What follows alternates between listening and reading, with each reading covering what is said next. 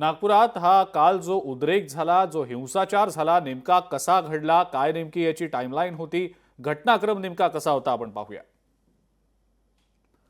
विश्व हिंदू परिषद आणि बजरंग दलानं नागपुरात आंदोलन केलं होतं। आंदोलनादरम्यान औरंगजेबाची कबर हटवण्यासाठीच्या घोषणा दिल्या गेल्या आणि यावेळेला आंदोलकांनी औरंगजेबाची प्रतिकात्मक कबरही जाळली। या प्रतिकात्मक कबरीच्या कापडावर धार्मिक मजकूर असल्याची अफवा पसरली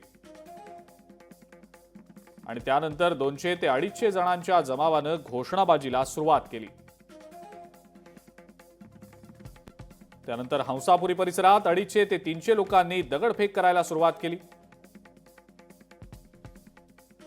शस्त्रांनी हल्ला करण्यात आला, अनेक वाहनं जाळण्यात आली।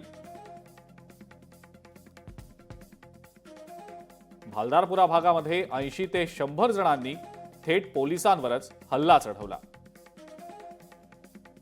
यामध्ये तब्बल 33 पोलीस आणि 5 नागरिक जखमी झाले। एका डीसीपी दर्जाच्या अधिकाऱ्यावर कुऱ्हाडीनं वार देखील करण्यात आले। लोकशाही मराठी ऐका, पहा, जागरूक रहा।